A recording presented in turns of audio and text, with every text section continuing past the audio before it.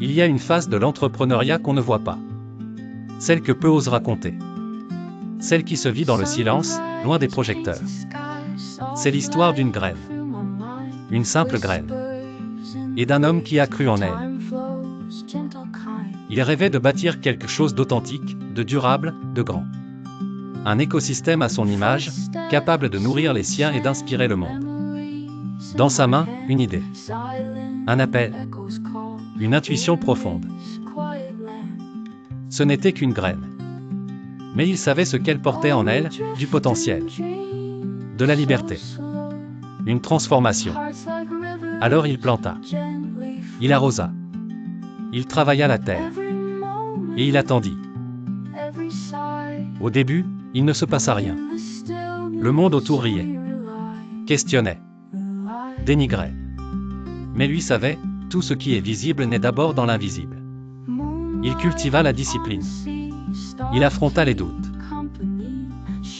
Il nettoya les mauvaises herbes mentales, les peurs, les blocages, les croyances limitantes.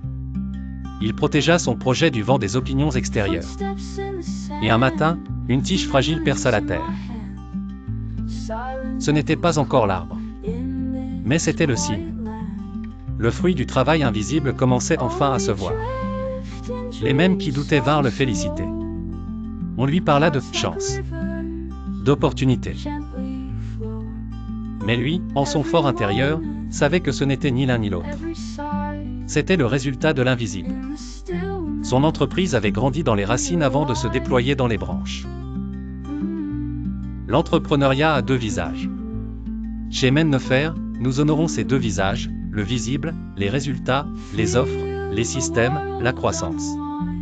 L'invisible, la vision, la discipline, la posture. Nous accompagnons les entrepreneurs et dirigeants à planter des graines solides, à cultiver les racines de leur entreprise, avant d'en attendre les fruits. Parce que ce que tu construis à l'intérieur se manifestera toujours à l'extérieur. Tout commence par une graine. Encore faut-il savoir l'entretenir. Rejoins-nous. Et bâtis une entreprise enracinée. Mennefer. L'art de transformer une entreprise ordinaire en une entreprise extraordinaire.